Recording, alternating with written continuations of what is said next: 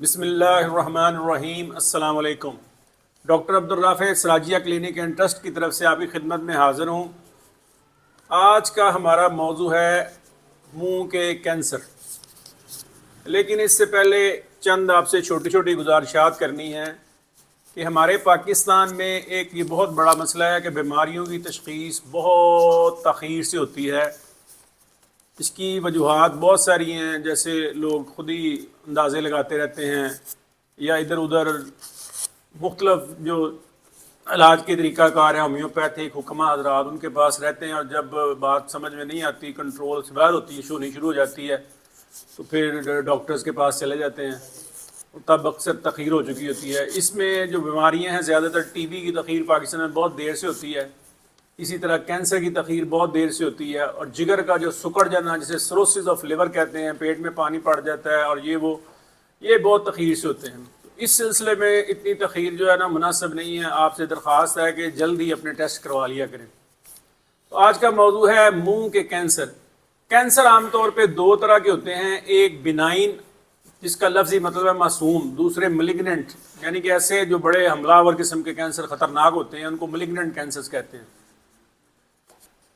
تو جو oral cancer ہیں، جو منہ کے کینسر جن کو کہتے ہیں، ان کی تعداد جو ہے دنیا بھر میں تقریباً 3,55,000 لوگ جو ہیں 2018 میں ان کو یہ کینسر ہوا، اس کی تشخیص ہوئی۔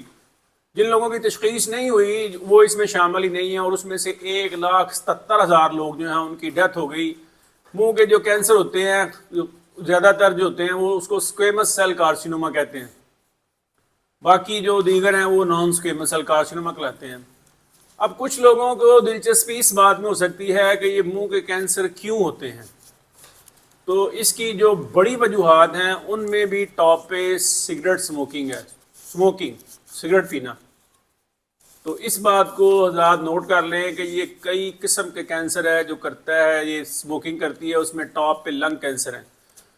اس کے بعد باری آتی ہے یہ شراب نوشی کی، سن لائٹ کی۔ اس کے علاوہ پہلے بھی آپ سے ایک عرض کی تھی کہ ایک ہیومن پپیلوما وائرس ہے جو آنتوں کا کینسر کرتا ہے، وہی جو وائرس ہے وہ منہ کے کینسر میں بھی اس کا بڑا رول ہے۔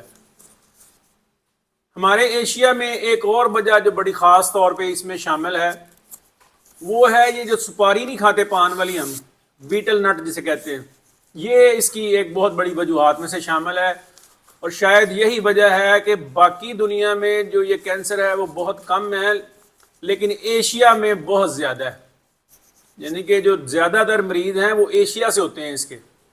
تو اس کی وجہ کہ یہاں پان سپاری کا استعمال بہت زیادہ ہے، خاص طور پہ انڈیا، بنگلہ دیش اور پاکستان میں۔ تو یہ جو لوگ پان وغیرہ کھاتے ہیں وہ بھی اس کو نوٹ کر لیں۔ اس کے علاوہ اس میں یہ بہت زیادہ جو سورج کی روشنی ہے اس کا عمل دخل، الٹرا وائلٹ ریز کا، باقی وہ عمومی وجوہات ہیں جیسے پروسیس فوڈ، یہ ڈبوں والے کھانے اور ٹن پیکس والے یہ پھل وغیرہ جو آتے ہیں، ان کا بہت بڑا رول ہے۔ یہ عام طور پہ منہ میں ایک گلٹی یا ایک چھوٹا سا السر کی شکل میں ظاہر ہوتے ہیں۔ اگر 2 ہفتے سے زیادہ ہو جائیں اور ڈاکٹر کو دکھانے کے باوجود آرام نہ ہو رہا ہو تو ڈاکٹر کو چاہیے کہ اس بات پہ غور کر لے کہ اس کی بایوپسی کرانی چاہیے کہ نہیں کرانی چاہیے۔ بایوپسی جو ہے ایک چھوٹا سا ٹکڑا لے کے اس گلٹی کا، اس چھالے کا یا اس السر کا، تو اس کو مائکروسکوپ میں خاص طریقے سے چیک کرتے ہیں، جس میں پتہ لگتا ہے کہ یہ خدا نخواستہ کینسر تو نہیں ہے۔ تو اس ٹیسٹ کی تاخیر میں یا ڈاکٹر کے پاس جانے سے بہت تاخیر میں اکثر اس طرح کے مسائل ہو جاتے ہیں۔ تو یہ بایوپسی جو ہے اس میں ڈائگنوسٹک ہے کہ یہ جو مریض کو کینسر ہے کہ نہیں ہے۔ اگر خدا نخواستہ کسی کو اس کی تشخیص ہو جائے تو پھر اس کا علاج شروع ہوتا ہے، لیکن علاج سے پہلے نا اس کی سٹیجز وغیرہ دیکھنی ہوتی ہے، کتنا پھیل چکا ہے، اس کے جڑیں اندر کہیں چلی تو نہیں گئی ہوئی۔ تو اس کے لیے پھر اس کا C T scan, M R I یا پیٹ کراتے ہیں۔ پیٹ پوزیٹرون امیشن ٹوموگرافی کو کہتے ہیں۔ یہ جو سی ٹی اسکین اور ایم آر آئی میگنیٹک ریزوننس امیجنگ ہے، یہ تو آج کل بہت کامن ہے، تقریباً سب لوگوں کو پتہ ہے۔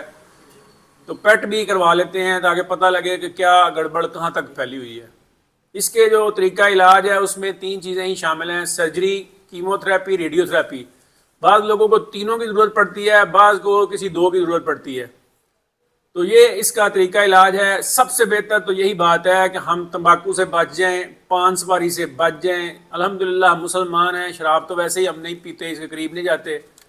یہ اس کی احتیاطیں کر لیں تاکہ اس چکر میں ہی نہ پڑے کہ ہو گیا آپ ڈاکٹروں کے چکر لگائیں، ٹیسٹ کرائیں، پھر علاج کرائیں، لاکھوں کروڑوں روپے خرچ کریں. ہر بندے کے پاس اتنے پیسے بھی نہیں ہوتے. سمجھداری کا تقاضا یہی ہے کہ سگریٹ جو ہے نا اس سے جان چھڑا لیں. اللہ تعالیٰ آپ کو صحت عطا فرمائے. السلام علیکم.